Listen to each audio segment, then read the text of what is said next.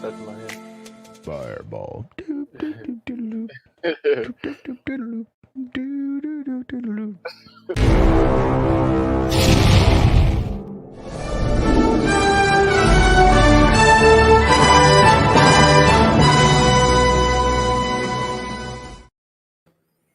Hey everyone, welcome to, this is my very first live show, at least on my own channel. Welcome to Watching with Wingblade with me. I'm Sean Wingblade, and we have a nice group of characters here to join me today to talk about the Mighty Ducks Game Changers.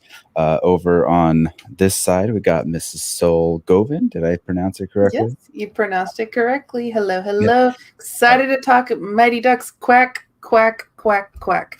So yes. Excited. All the quacks. Quack, quack, quack, quack. Mr. Ducksworth. And down below me, we got Mr. Jake Berlin. What's up, man? Thank you for joining, or thank you for asking me, not joining. Thank you for asking me. Yes, I'm usually a host, so it's weird being in the guest chair now. So no, I'm excited, man. Mighty Ducks can't go wrong. So absolutely. And down here in that corner, Mr. Colin Morris, how you doing today? Doing good, sir. Already cried watching this twice. Ready to discuss it with some fellow District 5 residents. Right on. Watching the finale. Yes. The series almost every episode, actually, if I'm being honest. They all had those tear-jerking moments. We'll get into it for sure. And we do have Mr. Matt Thomas also joining us. He's running a few minutes late, and sadly, PJ Campbell could not make it with us today. He had a scheduling conflict. I'll blame all things on the Schmoedown because it's always the Schmoedown's fault. You know, let's be real. They're too damn busy with the thing we love that brought us all together. So we'll get into it. We already got people in the chat. Miss Cheryl over here, quack quack quack, everyone, and of course Brandy Parker, everyone popping in. So appreciate it. Keep commenting. Tell us your favorite moments and whatnot, and we'll go over it all for sure. So I don't really have a rundown per se. I don't have a maybe like a list or specific I don't know any sort of guide to what this show is. I just wanted to talk about why we love kind of the Ducks in general. Like where did you guys grow up on it? How did you get into it? I'll start first. Personally, I'm from Northern California, Jake as well, and we don't have ice around here. I mean, we could drive and find some ice, but I remember watching it as a kid, and I was like, and I played catcher playing baseball, so I was like, I'm the goalie, of course, so I got to play. My dad's like, yeah, no, we're not. You can't, like, we could get some rollerblades. You could play in the parking lot. It was roller hockey. It was all roller. Yeah, absolutely. That's all we could find. How did you guys get into it? Why did this franchise strike a chord with you? Anyone go first. I'll start. Jake first. Anyone. Yeah, I grew up. So the first one came out, I think, around the time I was born. And so I grew up with these kids, right? And seeing and thinking of myself, oh, I'm the Charlie Conway or I'm the Goldberg or whatever it may be. And like you said, we didn't have hockey, so it was always interesting. I'm a big sports guy, so sports movies always kind of got to me.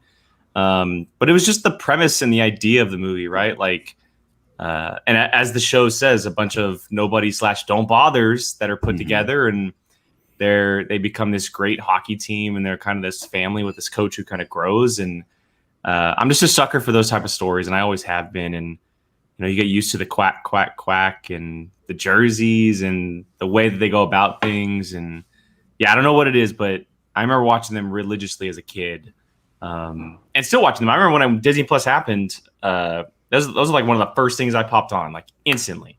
Like, I just watched all 3 movies, ran through them, did them a couple times again. So yeah, Mighty Ducks have always been in my life, always will be, and I'm so happy that we get to talk about it in a new form now. So right on. Soul, how about you? So I'm just a massive sports fan. So in the same vein, like any sports movie always like got to me. So this type of story is always going to be something that I gravitate towards. And then I live in Southern Florida. So again, not ice out here naturally, but we do have ice rinks. So like I would go and like try to be like, I'm going to go skate and do stuff like that. And then hold on to the railings because I was too scared to actually go by myself into the ice. But we do have the Florida Panthers here as well. So we do have hockey teams here in Florida. And I also lived in Nashville for a little bit. So I followed the Nashville Predators when I was up there. Great team. So kind of just wherever I go, sports finds me, whatever sport it is.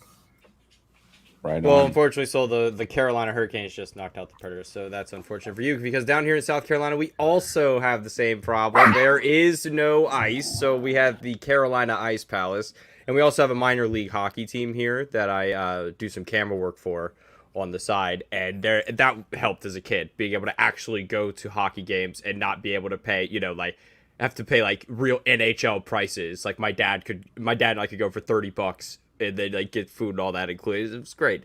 And then I found the Ducks. Actually, I'm pretty sure the image in my head that always sticks out to me is the golden duck logo on D3's VHS cover. Okay. As like that's the thing that I found first, because I have a cousin who's 3 years older than me. So there was already like a VHS collection growing in my grandmother's house growing up. And so I found that one first.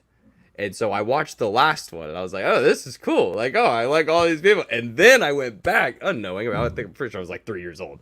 And then found the rest. And then I fell in love. 2 was the last one I saw. And it's my favorite one. I could watch 2 every day. That's interesting. You went in reverse. That's in any franchise. It's always a certain way to watch movies for sure. This one I feel like doesn't lend to like the anthology type watch along, but it's a way, as long as they got you to love the series. And that brings me to my next question: was what's your favorite movie? Before we hop into the show, what's your favorite movie of the 3? You said D2. I'm also a D2 guy.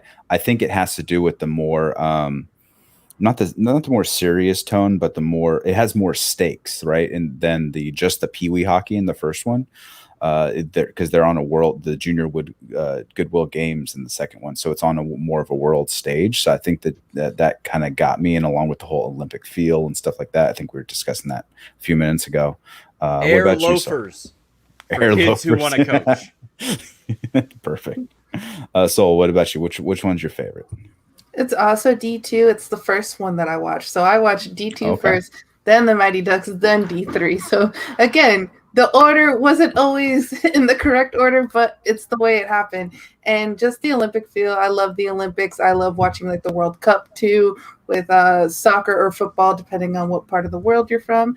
So just the fact of like, oh, they're playing for the United States. Okay, I can get behind this, and it's my favorite one.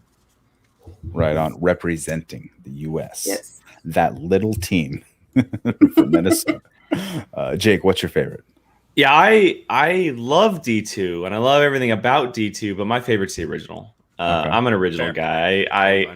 I don't know what it is about the Pee-wee hockey style and it just being like a total run around and rewind for Gordon Bombay as a character, and getting to meet these young kids. And even though like the roster like almost completely changes by the second time the movie comes around, there's just something about that first movie that's so special to me. But I will say I thoroughly enjoy all of them. I think D2 is amazing.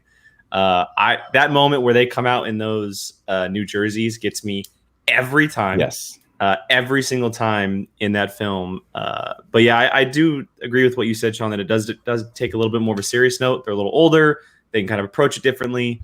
But for me, it's definitely the original. Those green jerseys, man. Those green jerseys. Well, hold on. Mike Deacon says, someone explained to me how Goldberg was on TV USA. He was born in America. He was born in Philadelphia. Like, I'm pretty sure just because your family's Italian. Like, I mean, maybe if your parents, live there and you're bad enough, they might need you on the Italian hockey team, and you can maybe like work that. There's a little dual citizenship maybe. But I'm pretty sure he's born in Philadelphia and worked in that sandwich shop his entire life. I don't know if he meant like the legalities of where he was born, or his skill, or how he was good enough. Or his skill. His skill. Yeah. Hey, he ran train on the entire tournament until the last game, and we just needed Julie the Cat. It was a team effort. I was more of a Julie, even though I was Sean Weiss, right? And he's doing a lot better. I don't know if you saw pictures of him on the internet the last few years, but apparently he's doing much better in life. But I was more of a Julie the Cat kind of guy. She needed to have more love. I think more time to shine, in my opinion. Well, she did in the third one, if I remember correctly. Yes. But Yes. yeah, she definitely did. We got a few people. Andy Merriweather's hopping in. What's up, man? Shout out to you. Mike Deacon, what's up? And Mike helped me out with a few things we're going to see later on. And Gio's there too. Appreciate you guys stopping by. So would you, before we move on to the show, do you have a favorite character, a singular character from the original trilogy?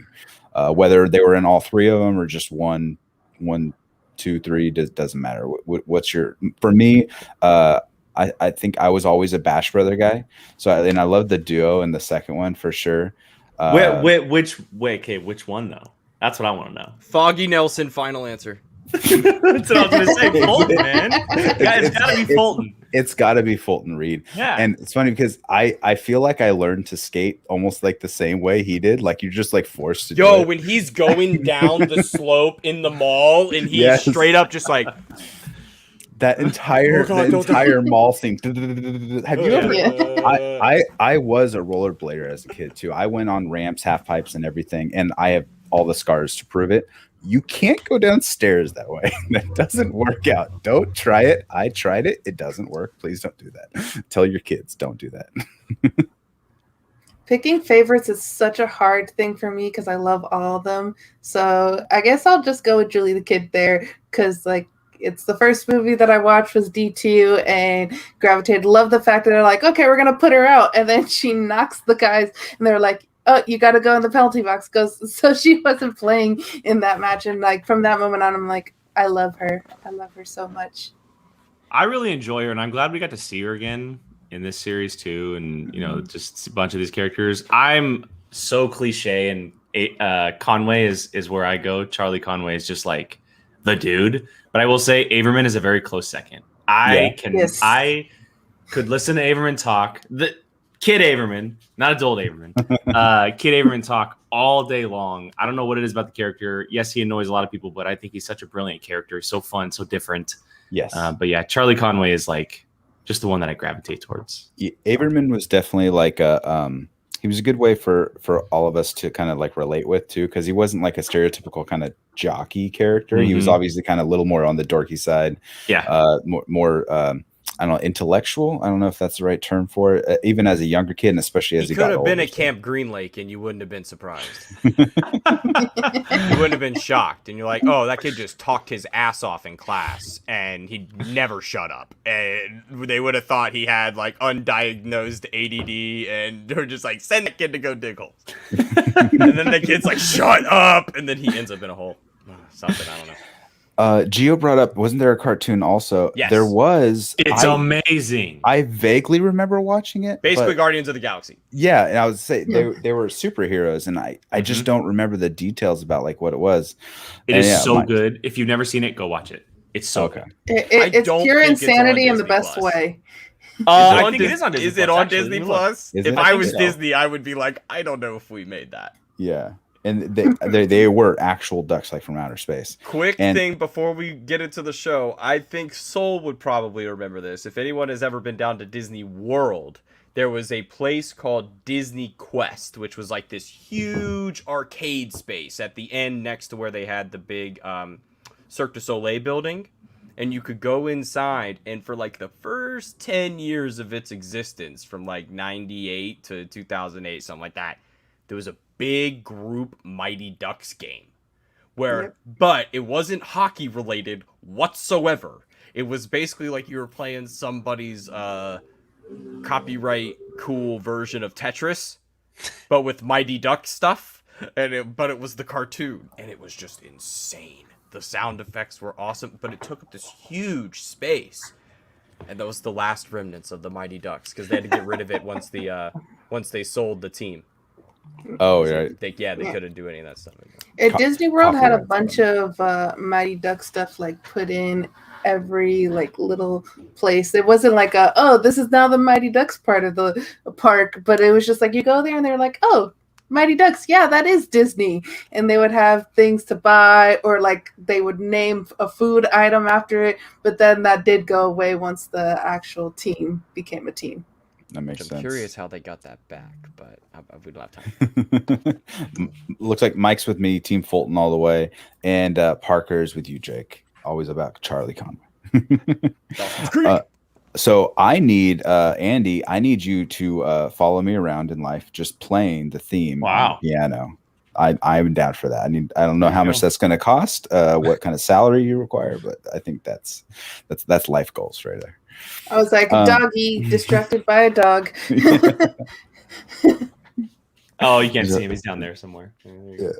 Yeah. You see the ears popping up. I think a interesting question to start with would be like, what were y'all's expectations for this show when you first heard about it? Because I was very hesitant off of seeing like High School Musical, the series getting released, and I was like, okay, well, if this is the well they're going to, let's see. But I'm curious, does anybody have like uber positive thoughts about it at first?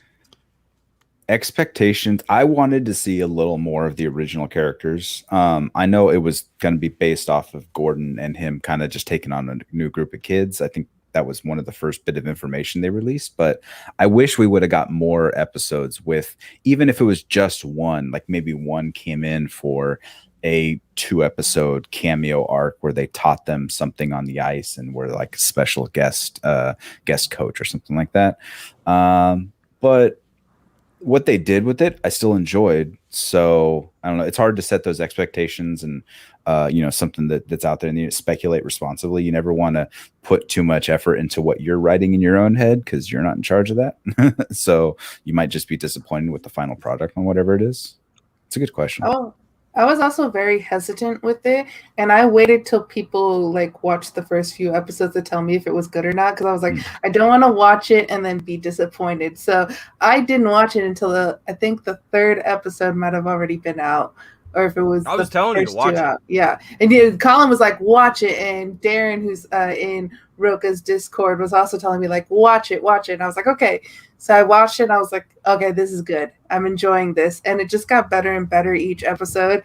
And I did like tears that last episode. I was like, oh, this is all that I wanted. It was perfect. Right. Just to answer Brandy's question, Brandy, he's 100% going to show up in season 2. It's going to happen. Yeah. It's going to happen. He's got setting it up. It's going to happen. It was a COVID thing for most of the things, right? I thought that was but they also played it into the show where they said Conway basically said, yeah, Gordon Bombay is a bum, right? Like he's not going to show up. And now that would be like if Miyagi was still alive and at the end of Cobra Kai season 1, he's just like waiting there in a car and he's like, Daniel, come talk. And you're like, oh, I feel like we kind of blew it on the version. Yeah. But expectation wise, it's funny. I was actually, when they announced it, I was like, yes, like this is the perfect thing that I would love to see for Disney Plus. It's the perfect property to bring back. We haven't seen it in a very, very long time. If it does focus on Bombay, it's like the perfect situation. But when they said that the Mighty Ducks are the bad guys, that's when I flipped. I was like, oh, I don't know how I feel about that. I was a little hesitant towards the show once they said, yeah, the thing is now the Mighty Ducks are the rival team. They're the ones who are cocky and the big bad, team on the block. And I was like, okay, you're going to have to prove it to me. Like, you're really going to have to show me that you can do this. Lo and behold, that first couple episodes, I was full on in. I was full on locked in. I'm like, yep, this is exactly what I needed. I loved it. Perfect storyline to bring back this new evolved property after not seeing it for so long. And then transferring it, how we got it in the finale, how the actual Ducks are coming back now. Yes, love it. Perfect. Old jerseys. Right. Oh, it's the best. It's the best. Yes, the old jersey's coming out. By the way, just a reminder, spoiler review for the whole series in case anyone got this far in and didn't notice the big yellow thing over that way. Spoiler review. We're talking about the finale. It came out yesterday. You had time to watch it. Hopefully you had time to watch it. And the funny thing about it too, I was like, oh, they're the Hawks now. The Mighty Ducks are the Hawks. And then later on, where they're like, the Hawks is the worst team other than the Don't Bothers. And I was like, oh, how the mighty have fallen. That was the best little jab that he put in the entire script. If you knew, you knew. And what's the other team? The Panthers. The Panthers got the measles. That's one of my favorite lines from the original. And like the Panthers are in it, and they're like, yes. And then the line where the coach of the Ducks, total dickhead. God, boy, he's so good at his job. Coach T. Yeah. So good. He's almost like Joffrey level of making you like uberly dislike him, but he's so Joffrey good at it. He's 100% Joffrey. His name is Dylan Playfair. And it's like, why are they're just getting the perfect people? I love how dry his comedy is too, and like he'll respond to certain things. All the good names are gone. It's like that. It worked. It worked. Like that's the fun thing about this series is that things like that typically don't work in other shows. It fits perfect for this show because it's about kids. It's kind of like over the top at times, and you can kind of funnel in those funny bits like that. And he was such an over the top, interesting character that totally worked opposite someone like Alex and Bombay. You know, it's a character that we haven't seen before as far as a coach. Like the Hawks coach was a total just serious dude back in the day, and then Coach O'Reilly. Then the Iceland coach was also very serious and kind of just straightforward. This is a totally different version of a coach that we've ever gotten, and even though it's very cheesy, it completely worked opposite Bombay and Alex. Yes, and before we hop on to the next thing, sorry, Sol, we have a new player entering the game. I just wanted to bring him on, Mr. Matt, aka Watt Boy Summer. Matt, thanks for hopping in, bud. Thanks for sorry about being late. Like I said, when you live at home rent free, you do what you're told when you're told. Dean Portman is hereby certified a full scholarship to Eaton Hall Academy. I'm back, baby. Yes. But what I was gonna say about Coach T is he also had you feel for him for a second there when he was having drinks with Coach Bombay, and I was like, "Oh, is he just misunderstood?" And then it's like, "No, he's just he's the jerk that he is." Like they got you just for a second. You're like, he's gonna." Yep. The second Bombay said the reason why he's no longer coached hockey until this point, I was like, they're gonna use this against him and try to get them out of the tournament. Yep. You knew it from the moment he came in there, sat down, like, he can't just flip like so quickly like this. It doesn't, all of a sudden he's going to be a sympathetic character. No, but they did to another character, to Stephanie. Yeah, Stephanie was the mom, right? Mm-hmm. The mom of the lawyer, the mom of the twins. They actually did kind of make her sympathetic towards the end.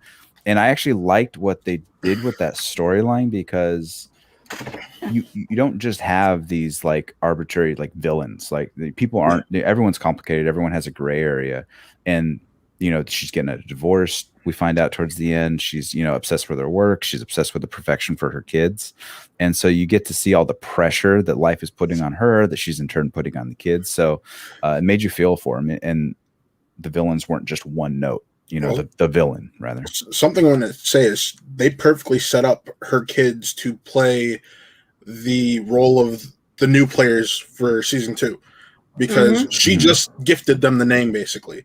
And she probably will pay attention to how Alex has succeeded with turning this team around and showing that fun can work and it can help loosen her up, loosen her kids up. And you'll have that same dynamic you had initially in D2 when you added these new players to the team. So, right. Yeah, I could definitely see it in like going like over to Cobra Kai, where it's just like the Miyagi-Do and Cobra Kai. You were gonna have to Junior Goodwill Games. Yeah, we'll bring it back.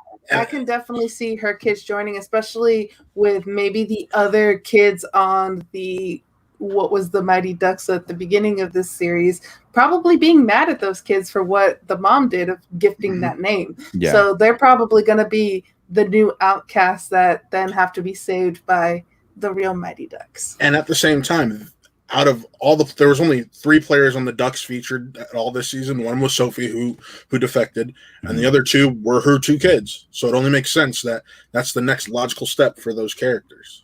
Yeah, that makes sense for sure. And you can always I was watching the reactions of the Ducks players when Coach T was talking. And some of them were kind of giving him her 2 kids were her 2 kids, but you know who didn't? that brown hair bitch standing next to him was like, yeah, fuck these nerds. Yeah, these kids suck. They ain't got nothing on us. And there's some of them that are like full blown drinking the Kool-Aid that are like, they will no way ever be ducks. But it'd be, I don't know. I think these two teams are going to have to come together. I think that's going to be a very interesting plot with how they do it. Well, they all I guess on what their Hawks names are going to be. Back. Well, so here, I was actually reading an interview with an interview earlier that Steve Brill did, and he was talking about the fact that don't be surprised if you try to see this now no-name team try to come back and reclaim the Ducks name, because initially he said his plan for season 2 was to send them to Europe. Now, because of COVID restrictions, that's not looking likely. So he's like, we've had to rework it. We have certain ideas, but we still got to get it approved for season 2. Disney said, we'll let you know after all 10 episodes air what we're going to do. And he's like, well, TikTok, the kids are growing up. Yeah. You can't wait too long when you're dealing with kids, unless they're going to do a time, maybe they've been Ducks for a year now and they won the states again the next year or something like that. So now they have a little more, clout behind their name and their skill set, and they could go to Europe to compete or something to that effect. I think the sad part about that is that I don't know, did they have the viewership? Because like legit, when I was loving this show, but you just don't hear a lot of people talking about it. Like even today when I went to go tweet out this, the link for this video, the hashtag didn't even have the little symbol on it anymore. And it did yesterday. They took, or that either the hashtag already went away because it just fell by the wayside, or they took it off. I don't know how Twitter works, but it kind of makes you sad that like this is not getting enough love. It's not getting the recognition it deserves. Maybe in your circles, but because I know we're on complete opposite ends of the country. Over here, I'm at work. I hear people talking about this show. Okay. I'm on Facebook. I see people at my old store talking about the show. People in general that I know in my area talking about this show. I just maybe because of the era we live in, and granted, I'm out in the open a lot because of my job, so I hear people talking. With the era we live in, where a lot of people are stuck in their homes, we're not seeing as much as or hearing as much outside of things as we would otherwise. So, right, that's good to know. Yeah, I will say when I finished the finale yesterday. Well, the first thing I did, PJ and I texted probably about 2 hours about just the finale. I don't know, we just talked for like 2 straight hours. But I texted my best friend.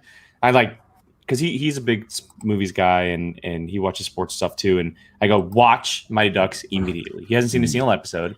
And he goes, I'll be honest, man, I have a lot to watch and it's on the bottom of my list. And I'm like, oh, like that sucks. Like maybe the trailers didn't interest people enough, or the idea of the Ducks being the bad guys, that it didn't really feel like the original movies. It's just like, I don't think people realize what it is until you watch it and give it a chance. So maybe it just kind of got off to a really rough start as far as interesting people or attracting people rather before the show even dropped. And people are like, yeah, I'll catch it when I can, essentially. Yeah. I mean, I'll go back to December. Colin and I watched the whole Disney meeting, all that together. And we were like, we heard what the premise was, and we're like, but then we heard Emilio Estevez was back. We're like, all right, yeah, Emilio's back. All right, we'll give it a shot. But before we heard Emilio was back, we were like, yep. I think a lot of people are probably not realizing how big a part he actually plays, and that might be a part of it. Right. Because even in the trailer, they didn't sell him as this major part of the show that he is. Yeah.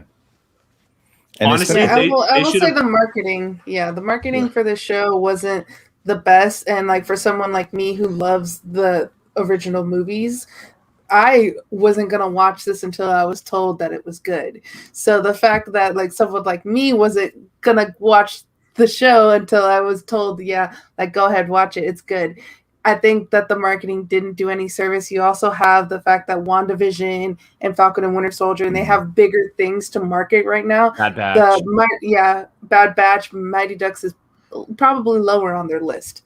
Bad Batch, though. I'll be honest. I opened up Disney Plus. I went to Mighty Ducks before Bad Batch. Mighty Ducks is there before it. Big Shots is there before it. There's 3 other things on there, and I was like, hold but at the same time, they could be pushing it to get more eyes on it because people are going to watch Bad Batch no matter what. Disney they should have put the original. I know they were only in for an episode, They should have put the original crew in the trailers. That's what they should have. So, funny enough, same interview I read with Steve Brill. COVID completely caused them to just rewrite the show.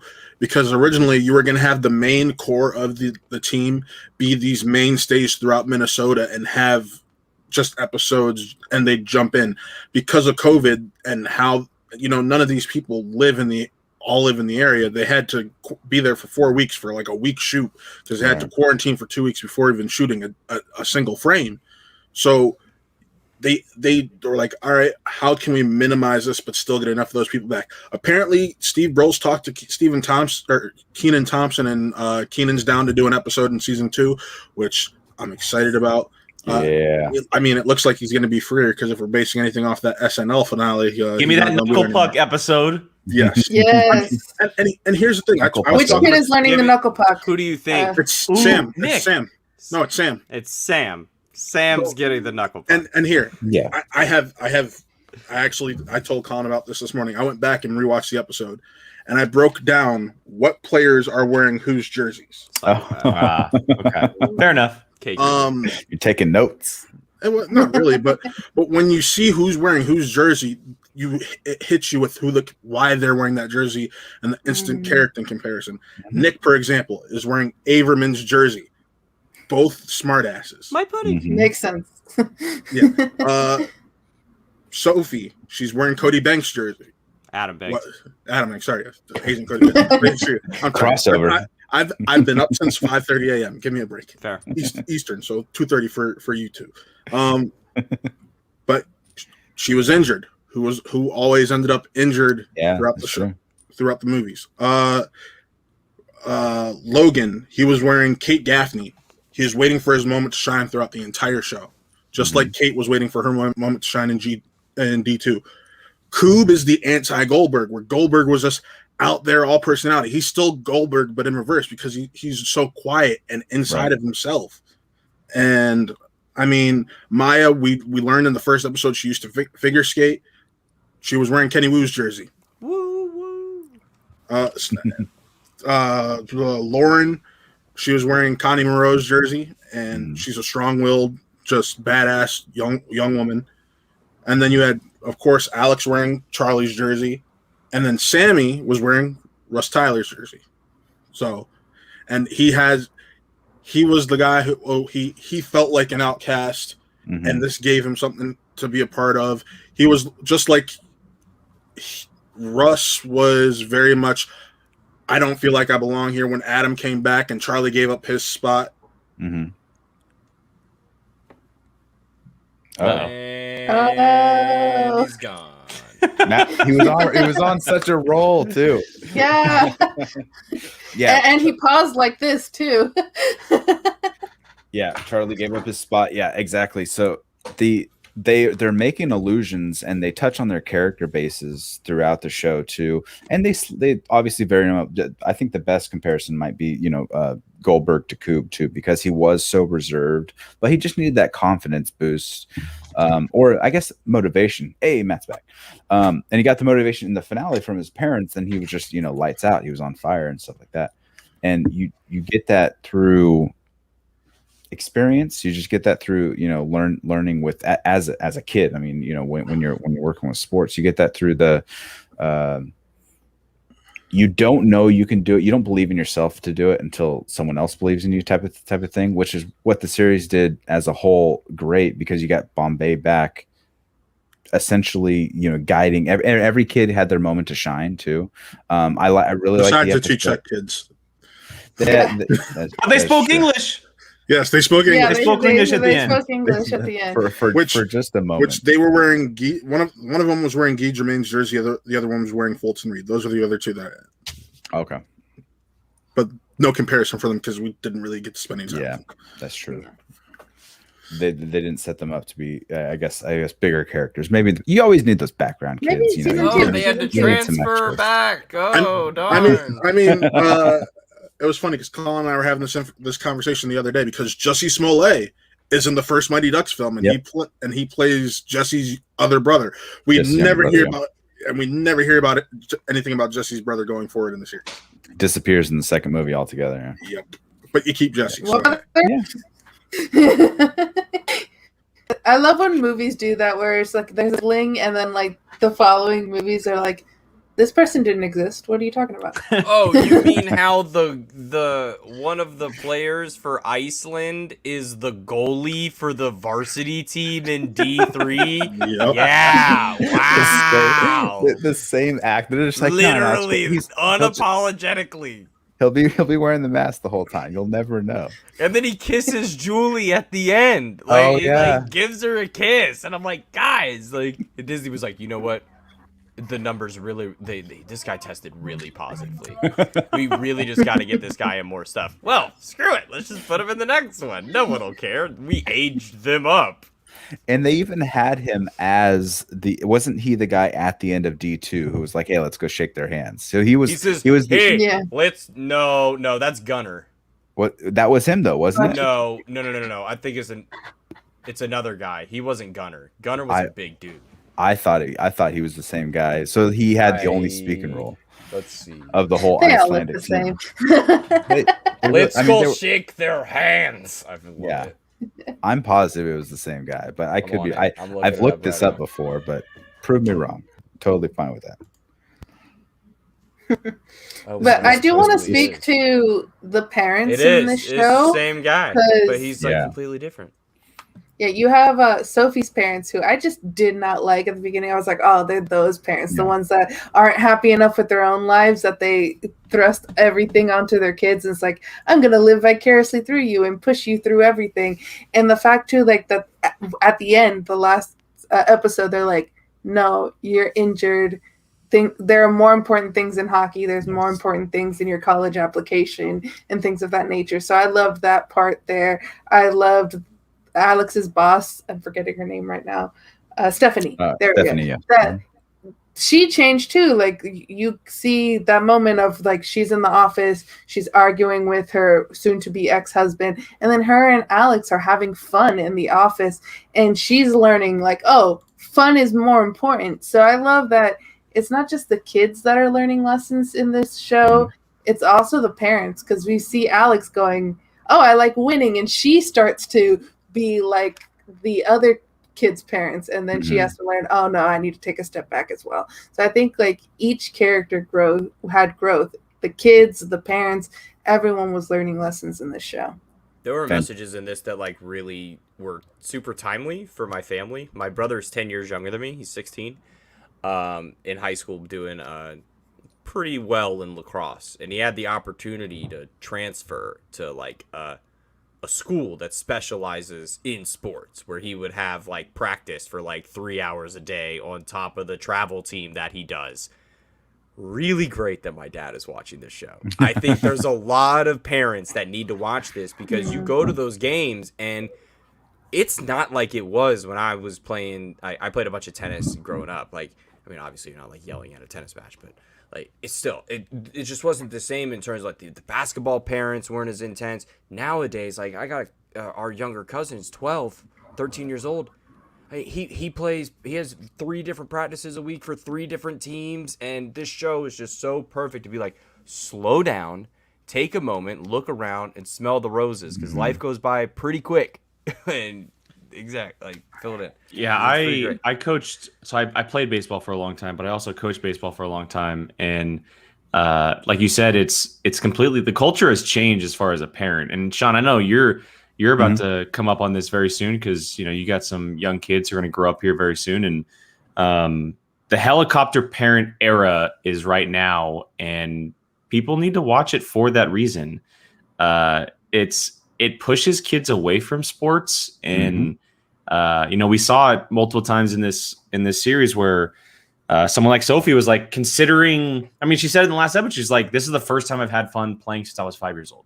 Like for so long, like how does a 5-year-old not have fun playing sports? Right? Like it's these parents who are putting too much, and we saw it with the Ducks with like the way that practices were run, and they had that like personal trainers there. They had like all of these things, and they're talking about college applications for 10 and 12-year-olds, and it's just like you need to step back. You need to realize that it's not like you're going to have the time to do that, but the time isn't when you're 10, 11, 12 years old. It's when you're 14, it's when you're 15, it's when you're 16, 17. You're going to have those opportunities. Right now, it's about I think playing. They are 14. I think they mentioned that they aged 14? into the 14 because now it's full contact. Yeah, no, yeah, it's There 12 was, to like, 14, but I think they're 12. I think They were they're 12, all but Probably it's on the a younger 12 side of the 12 to 14 bracket. So I think 12, they're 13. about to go into high school. I think they're in 8th. They feel 7th or 8th grade to me. So still, even at that point, like you have at least the 1 year. Not in high school. Like you have at least like the 1 or 2 years to like just let your kid go out there and have fun with their friends and play the sports. And it is such a real life thing coming from me who I've coached so many kids. And I'll tell you this flat out, I stopped coaching because parents were getting way too involved. It became a mess. Like hey, can you they were make sure Johnny bats clean up tonight? It's a disaster. Really it is a disaster. Parents are living their lives through their kids because they didn't have the opportunity. They're trying to push them too far too soon. And by the time they reach the end of high school or college, they're not going to want to do it anymore. They're going to be burnt out. It's not going to be fun. And that's what sports are built on. And it's just unfortunate. And this show is such like Colin said, it's a perfect example as to how it can go really good, but also can go really bad. It has the best of both in the show. And it to me, it's the strongest message, but there's tons of messages in the show that make sense. And I was not expecting that from the show when I first watched it. When I was first like getting into it, I was not expecting to get anything like that. And I'm so happy because it's such a good, like thing for people to see. And they may think to themselves, well, is that what I'm like? Like, is that what I'm doing? It's a mirror. And they might not realize that they're doing it, but now they're seeing it firsthand and they're like, okay, maybe I do need to take a step back. And I think it does a bit better job because the Cobra Kai comparisons are undeniable, right? There's no way you can't talk about this show without talking about Cobra Kai.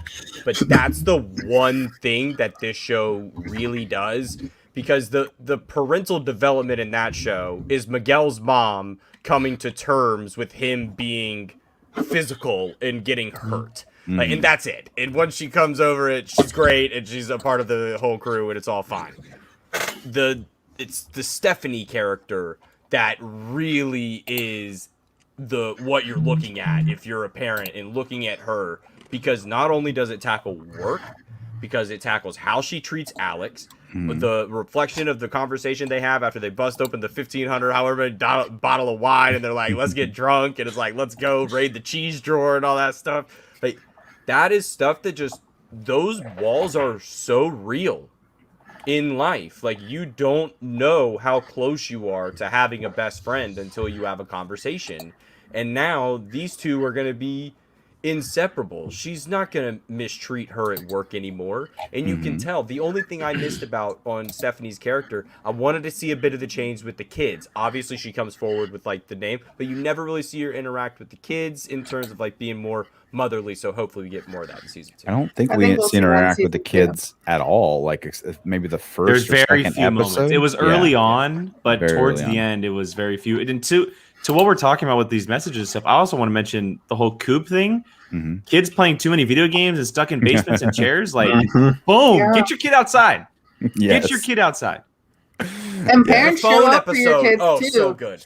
Like Yes. because that was another message. Like, Evan played one of his best games when his dad was there and showed up.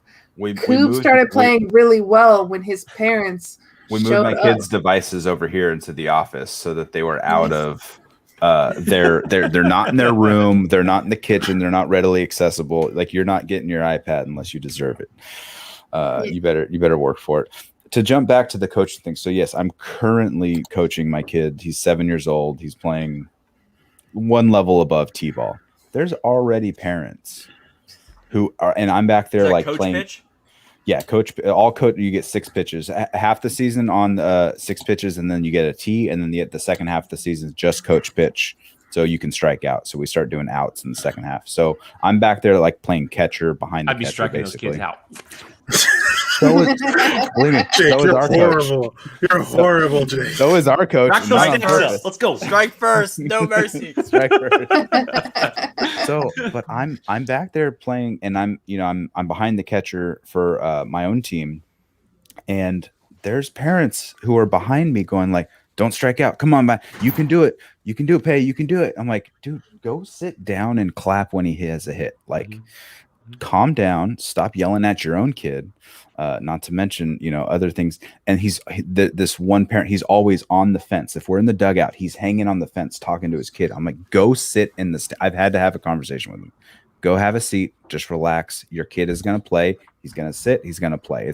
Every kid does it. Yeah, even at that age, there's rules. Everyone has to play. Yeah. Back off your kid. We have a rotating list. We play 5 innings, 2 kids sit per inning. It's, we rotate through. It's not that big of a deal. There's only 10 kids. There's 11 kids. More teams need to do I've been following both my brothers. They both played sports throughout. So travel ball was a thing from when I was born to till my little brother was 18 and he's 4 years younger than me. And the fact that my older brother's team, literally when they were saying, we're not just putting the kids on tryout, we're putting the parents. Right. And if you're going to be one of those crazy parents, your kid's not playing for our team. Yep. And I think more teams need to do that because you don't need those hover parents that are going to make it less fun for these kids to play. And I love the fact that, and now my older brother, they haven't played since they were 18. My older brother is 6 years older than me. He's still friends with every person on his team. They still hang out. One of them's actually now married to my cousin. And so it's kind of the thing of, you can create a family with a sports team if you don't have parents acting like psychos.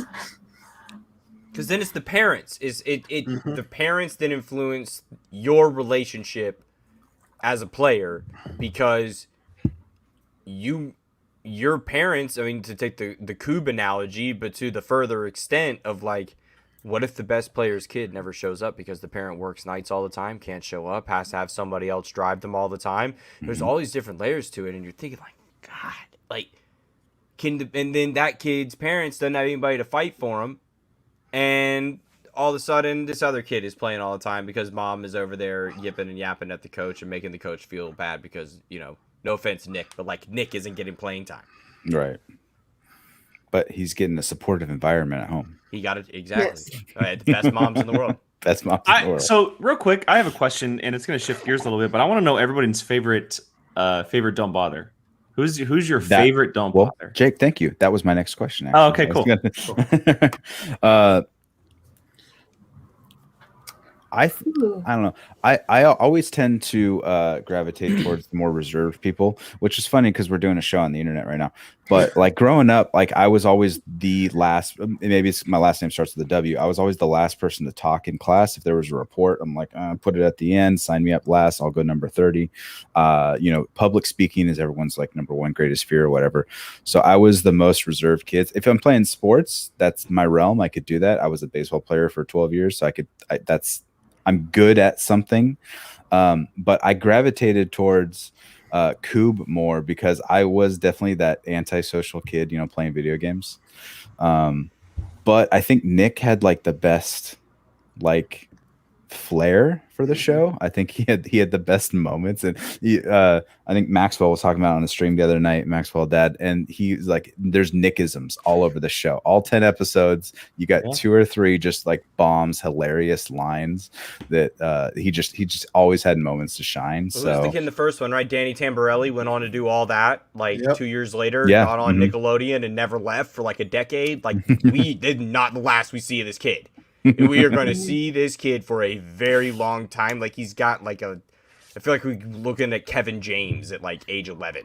Yes. and utilized perfectly. That's the same thing for Evan too, because remember Evan came from what's that Good movie? Boys. Good Boys, right? He blew up on that movie, and then now he booked Even this though that role. movie's not good at all. Yeah, but he was good in the movie. He shined in the movie for a lot of people, and he booked this role, and he's one of those young kids who's going to get a lot of roles on top of this. And I think Nick is probably the overall best character. Nick is played by Maxwell Simpkins, and Evan, aka young PJ Campbell, played by Brady Noon. And you can't tell me that's not a clone of PJ. Damn well that is PJ 20 years ago. I think Nick is probably the overall best. his growth as a character and where he came from and how he ended up. And I love that moment in the final episode where Evan's like, "You're my best friend." He's like, he has like this realization. Yeah. And then he shoots. So nice to hear out loud. And he makes the shot. He like shoots the shot. It's so funny to see. But it's so do you want nice to have a hear out. sleepover? Now's Not the right time. Not the right I time. celebrated that like the Ravens just won the Super Bowl. Like, I swear to God, that puck went in. Because It was Goldberg. It was shoot Goldberg, shoot. Yeah, It was exactly. that. Same, It was bringing same. that back, and I'm like, here we go. It's so good. Also, is the relationship between the two girls not named Sophie. Lauren and Maya. Lauren and Maya. So incredibly Yeah. genuine. Seen so many being in band, you see so many girls that you would never think would be friends, because once you step out of the band room, you're not in the same crowds usually in terms of like your outside friends. And to see that be handled so well and to see them come together, it's another one of those messages we were talking about, right? Like the cliques, the school cliques, and not giving people chances. It's that wall And I that was both talking were about. embarrassed with Stephanie each and other Alex. too. Yeah. It wasn't just the popular kid being embarrassed of like the nerdy girl. It was the nerdy girl also being embarrassed of the popular. Like, oh, can we talk over here? Oh, it's a hockey thing. Like, I'm not friends with her. No. But I love the fact too. At the last episode, they're like, she's my best friend. She's the realest friend I've ever had. And it's like the fact that like something like sports or even in band, there's people outside of band. It was very cliquey and people went to their places because you had sports kids, you had ROTC kids, you had the nerdy kids, you had all of that. But then when we came into the band room, we were all one band, one sound. We were a family. And so the fact that you have people that became friends that are from completely two different cliquey sides. I love that. Yeah, no, I would message PJ sometimes and be like, "Is it just me, or does this feel like middle? Like, am I having PTSD? Am I the only one having PTSD flashbacks like early high school and middle school?" He's like, "No, I am too." Because I was a show choir kid, so like Sol just said, they made their comparison with band. That was me. I was a show choir kid, but I was into sports, and all my friends were athletes. So it's like. I would have I'm gonna go talk sports these guys and then come back and I gotta sing, unfortunately, Justin Bieber's Boyfriend my senior year. Oh no. Funny you should say that. We got the video. No, the video don't play with me like that. The video lives on YouTube. Oh well. Choose your words But I will wisely, say, Matt. Yeah, wow. Nick is the best. The internet. And in that last episode when he said, I've always wanted to play hockey, but I never got the chance to until now. And I think that's the other thing is we need to allow kids to play sports even if they're bad at it. Like we need to let kids be kids, and kids can be bad at sports, but they should still have a chance to play. And Absolutely. So and the thing too is you can always make a kid who's bad at sports become better by giving them love and them having the devotion to the sport. Like not anyone who's ever played a sport, we weren't all super great at the very beginning of it. True. Like you had to learn how to do well in whatever field you choose. So I think the fact that like, oh, he got to play, he got to get those goals, he got to like have that experience of going to states. Like there's nothing like that. Well, and to that point, look at Logan, right? And what Bombay did with him, right? Took something that he was really good at and implemented it into his gameplay. And he's got that incredible hockey shot that just plays every time, and it plays to his strengths. And even though he may not be the best skater or the best puck handler, he comes in at the right moments and he adds to what the team already has. And it's the point of coaches. It's the point of having a coach is learning and growing, right? You can't just have 10 phenomenal players. All of them are going to have to grow in different ways. Yeah, if only high school coaches treated it that way. Don't get me started, dude. It's part of being a small kid coach, or even if you later in life you become like a manager or supervisor. All of your people underneath, they're not all worker bees. They're not all machines. Everyone's going to have. If you have a team of 10 people, they're all different. They have different things going on in their life. Different ways to motivate them to get the best productivity out of this person, that person, or just enjoyment. People enjoy coming to work or enjoy going to a game. They're going to work work harder and be more motivated.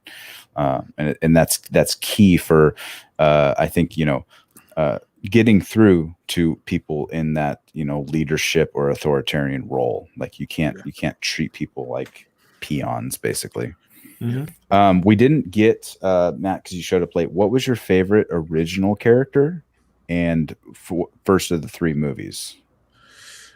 It's honestly a tie between Russ and Charlie Conway. Okay. Russ, I guess this goes down to representation thing. Russ was here's how I've revisited the films multiple times because I watched it for myself before the show came out, and then I was watching it with my girlfriend and my brother before the show started.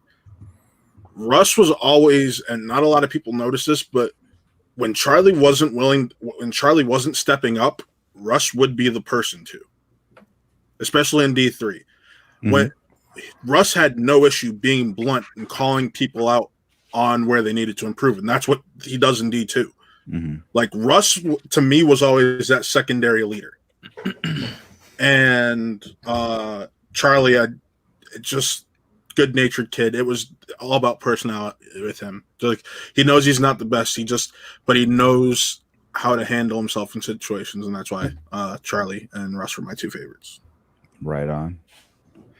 Well, if you guys don't have anything else left to say about the series, and with the help Lauren of Graham Mr. was Mike fantastic. Deacon, she was. Yes. She was really good. Real quick, favorites from this series are Sammy and Alex. Sammy primarily. That So, Sammy okay. episode where he left the team like mentally was like so good. Where he was like, Yes. "You were my friend. I It's trusted honest, you." well. And that's why again the Russ comparison for me comes in, because Russ would do the same thing. He'd be like, "I trusted you. Right. You let me down." So My daddy says if I lose my scholarship, Sure. he'll whip my butt. Well, before we end, I thought it'd be fun. I have a list of questions here. Oh, Since God. we all love trivia, I think that's all what kind of brought us together on the internet. If you're I'm not down, prepared for this at all. and if there's any flubbing I I signed a contract. These are brainstorm topics, and I'm just going to ask them in rapid succession. No. I don't have paper around me. That's my thing. I got my question writing journal for FCL, and I'm not wasting paper out of that because every page is Oh dire. boy. Well, it seems like they're prepared, so you can go first every time. Then verbals binding. I got 13 questions. We'll go through 10. And I got a few. I would like to say that I ask people questions. I don't answer them. So I already told them what my answer is going to be if I don't know the answer. So you guys will see that probably very soon. Well, let's see what happens. Let me get a thing here. All right, let me know when you're ready. You guys all ready to roll? Oh. All right. Yes. We'll go through. In the Mighty Ducks Game Changers, what law firm does Alex work for? And we'll give you about 15 seconds. Think about it. Think hard. And we're gonna go 3, 2, 1. Matt, what do you think? I don't remember the full title. I just know it's Ducksworth's law firm. So I don't remember the other names that go along with it. All right, we'll go to my right, Mr. Averman over there. Jake, what do you think? I got nothing. Okay, Knuckle Puck, Ducksworth. Soul.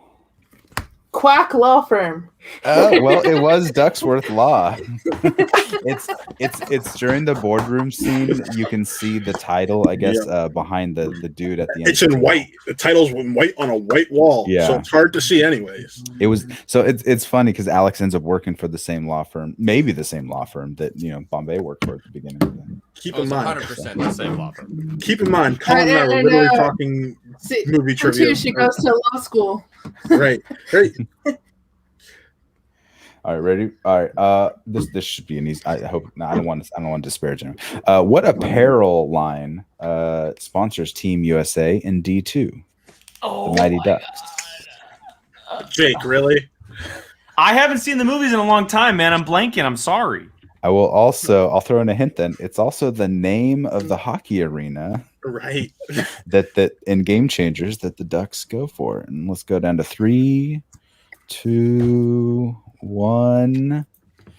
All right, Matt. Hendrix. Hockey apparel.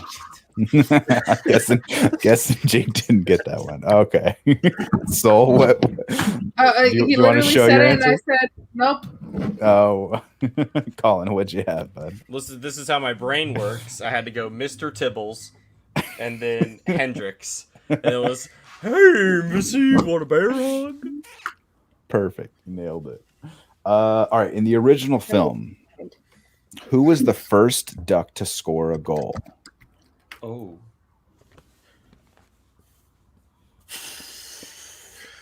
Some of these are 5-pointers. Some of these are 1-pointers. All right. We got 5 seconds.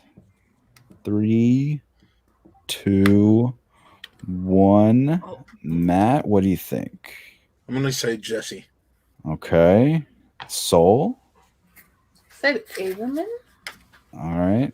Mr. Knucklepuck? Jesse. I said Charlie. Charlie. It was Jesse. Damn. Jesse was the first one. I remember them. I didn't remember this, by the way. Mike gave me some of these questions. I didn't remember. I got it wrong, too. All right. In D3, what school did the Ducks attend? Oh, my God. Colin literally just said it earlier when I got on. It is. I'm guessing this wasn't college, right? This was high school for sure. It's very close to a college. It's a prep school. It's a prep school. Prep school. It is. Right. It dabbles on you almost right the college. All right, we've gone 20 seconds. So 3, 2, Nope. 1. I need to rewatch these movies, clearly. We'll give it a month, and we're going to do a full D3, all 3 movies. I'll do it. I'll do it. All right, Matt, what'd you have? Eaton Hall. Yeah. Yeah. Which Colin, I'm calling it right now. That's where all these kids are going to end up going to high school because there's so many parallels. It's gonna be lit. And remember, it is the Eaton Hall Ducks after that match. Because Charlie just takes the bus to school. He rides the bus. So I mean, if all these kids play in District 5, they can do this. Mike, yes, thank you for your help. I was going to go through and write these in about because I meant to do this days ago and I just forgot. Mike was like, "Oh, I got those. Here you go." Thanks, all right. Who's going to miss first? Me or you? No. Matt, you're probably going to have this one right away. What jersey number does Charlie Conway wear? I got a point. I'm awful. Pick a number. Pick a 2-digit number. Yeah, well, thanks for 5, 4, 3, 2, 1. All right, Matt, what'd you have? 96. 96. There we go. 96. I just gave Evan's number, which is 11. Evan's number is 96 in the finale. That's how you should have caught it. He was wearing the Conway jersey. I know he was. I don't answer questions. I write them. Oh, okay. So, in Game Changers, what is the name of the podcast that Nick co-hosted? I got some thoughts about this name. Oh yeah, the first time I was like, "What?" Yeah. All right. I mean, it's dangerously close to something it should not be. Mm-hmm. In fact, your mind could jump there right away. Mhm. Let's go with 3, 2, 1. All right. The Wraparound Podcast. That's what it is. Yep. That's what it is. That's what it is. So bad. I literally it finally hit me today. I was like, Jesse Swift joined in the chat. Goes, you can watch me be really bad at this, Jesse. no, I literally was like, because it hit me today when I was rewatching. I'm like, wait, did they see the wraparound, like a reach around? Jesse's popped in at the perfect moment. Hey, why do you have a wrench? Because I added your name, but I need someone to monitor these crazy people in the chat. Colin, did you have that one? I'm keeping the score. These are for all the marbles, by the way. I have the power. All right. I clearly don't, Jesse. I'm doing awful in this, so pray for me. All right. In the Mighty Ducks, what are the names of the figure skating brother and sister who joined the team? Give me. I need both names. Oh my god. Okay. I think this is where I get you, Maddie. No, do we need an extra hint? I'm pretty sure I got this. All right, 3, 2, 1. All right, Matt. What do Tommy you and got? Tammy. Ah, Tommy and Tammy. damn it! I told There you. we go. I told you, Colin. I You had almost said- Tim, and it was No, sir. Tommy. I had Timmy and not Tom. Damn it! Timmy Turner. All right, what city is Goldberg from?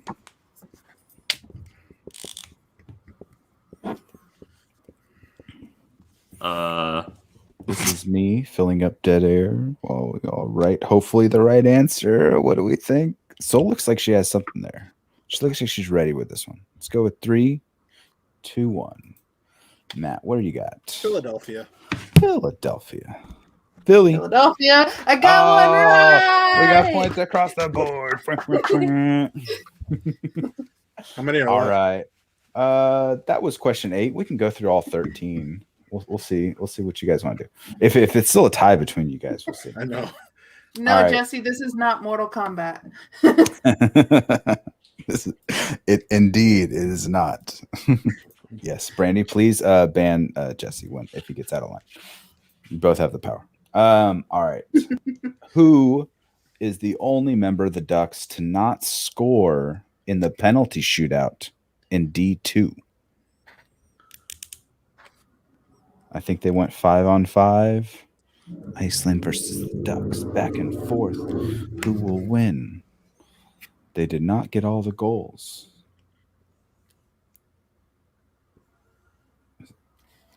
Let's go over 3, I'm taking a shot.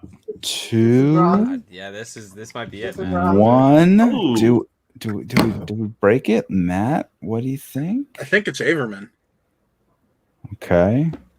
Well, Averman, what say you, Mr. I said J? Fulton. Okay. Colin, I said Gee. Gee, Soul. Colin, you I said the other erased one I my was thinking answer of. because it was wrong. What was your answer? Shoot it out. Because I was just like, wait, no, he didn't shoot. So I said Charlie because Okay. I was like, oh, he was coaching, so he Right. didn't Colin, I shoot. know what You- about it. Some of those answers might be right by default. Of the 5 that went, Dwayne Robertson was the one who didn't take the Dwayne. shot. Ah, That's yeehaw! Okay. He tried his little fancy smants. Yeah, Mike got everyone. That was a 5-pointer, I guess. Yeah, because I was just like, I tried to do a trick answer, and I was like, wait, no, he was coaching. He didn't shoot. All right. That's a good pun. I like that Pun. pun. That's a pucky pun, in my opinion. All right. We got 4 more. All right. What original duck became a limo driver in Game Changers? I take a limo to work every day. You know, you're not lying. 5, 4. I learned from the best 3, about driving on the 2, ice. 1. Right, exactly. Matt.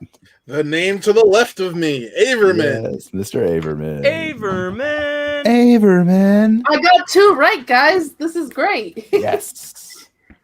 All right, 3 more. Let's break a tie. Let's see if we can break a tie. Otherwise, we have co-winners. What is on Gordon Bombay's license plate at the beginning of The Mighty Ducks?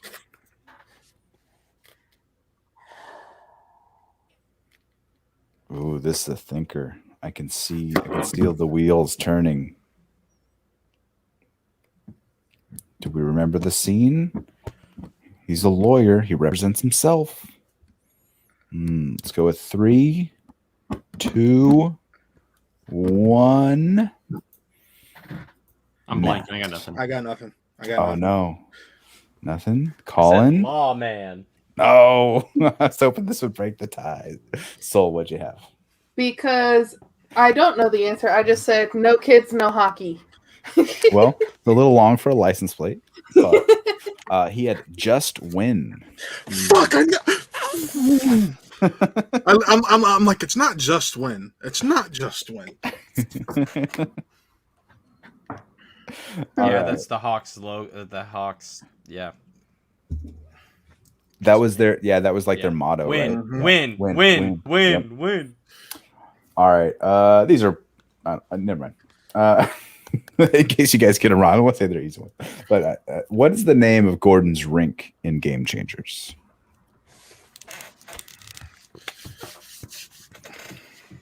Oh, Matt looks confident. He knows this one already. Yay, Mike is right. It's not worth winning if you can't win big. That should have been a question. What's their motto?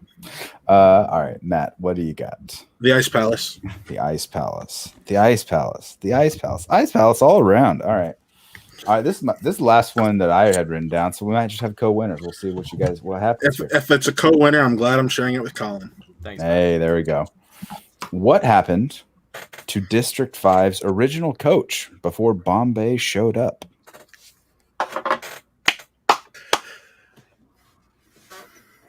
In the original movie, obviously.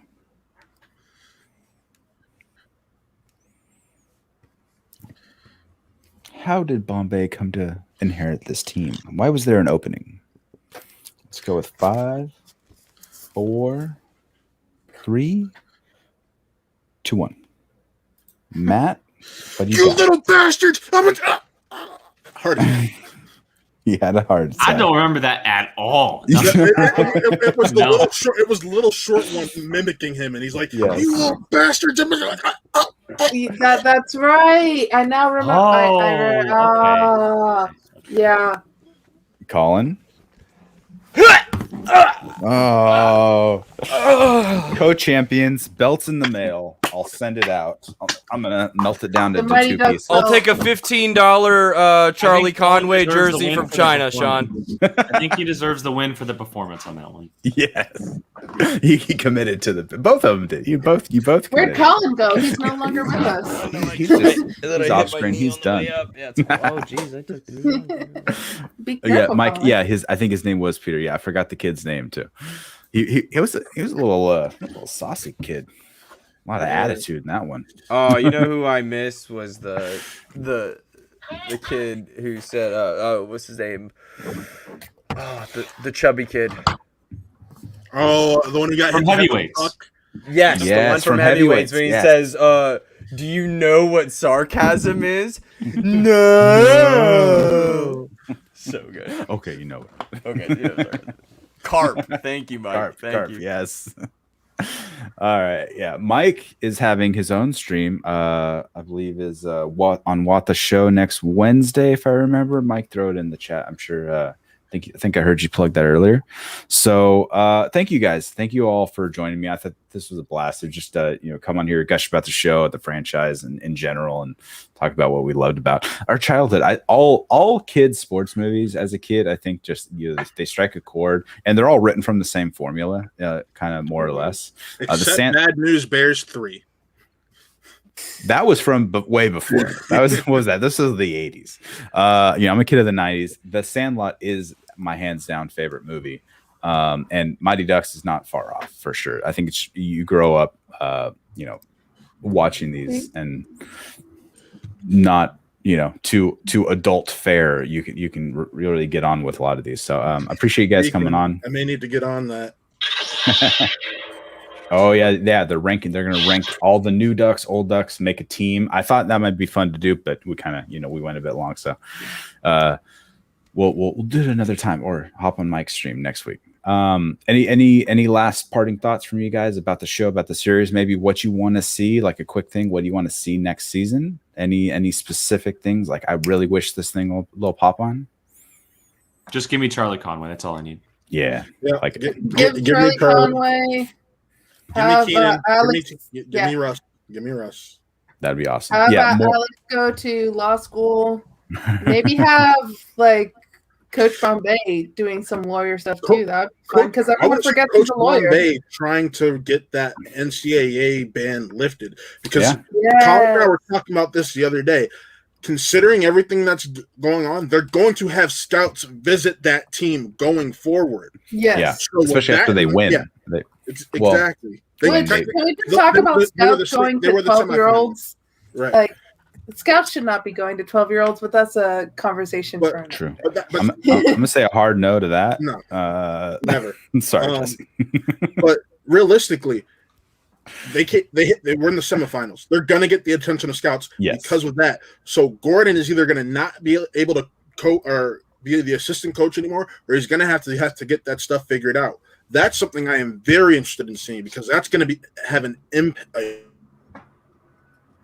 Oh, it happened. Oh, and look at that face. Hold on 1 second. No, that was moving again. It lives on the YouTubes. You got to hit the print screen before he pops off. But I fully agree. I want to see a bit more of the old characters come back. I would love it if they had just like a one-off episode here and there, guest coach or something for a day type of thing. I don't know. All the old people teach them a lesson of some kind. Junior, Goodwill, Games.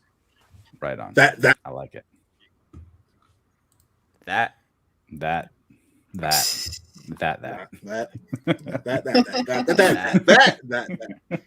All that.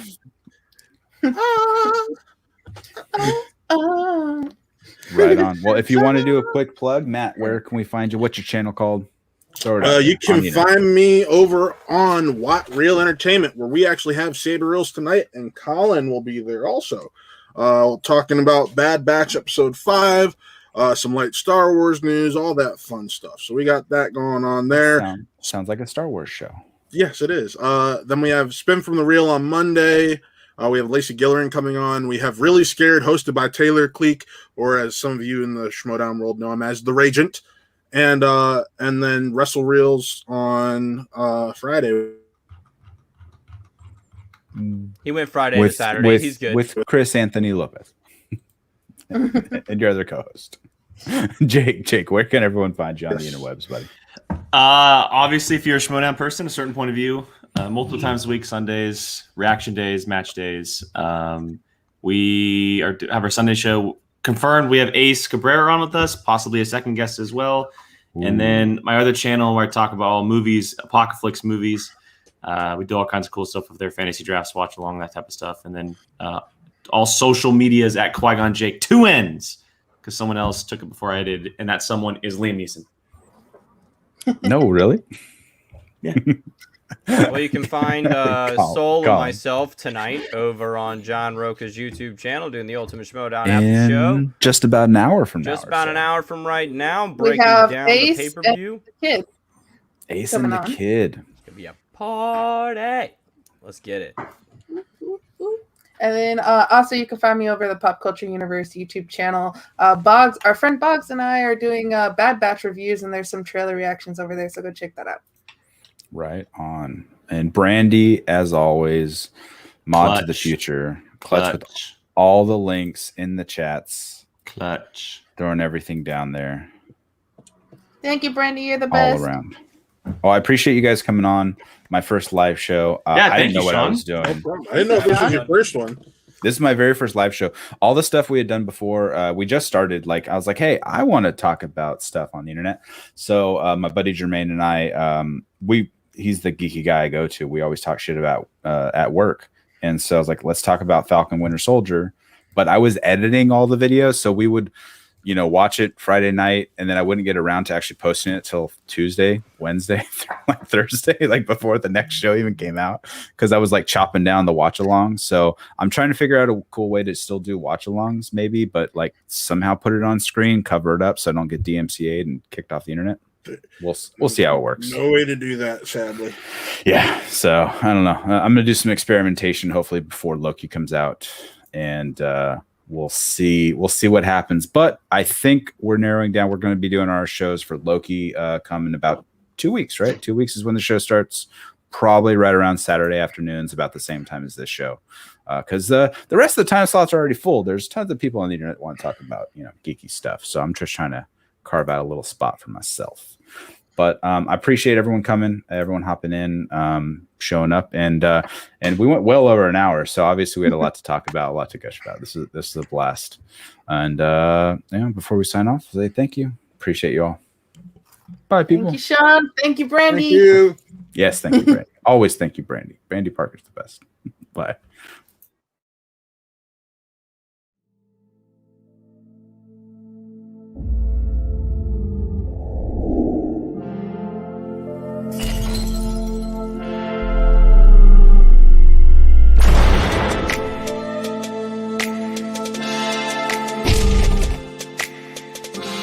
That Fireball song stuck in my head. Fireball.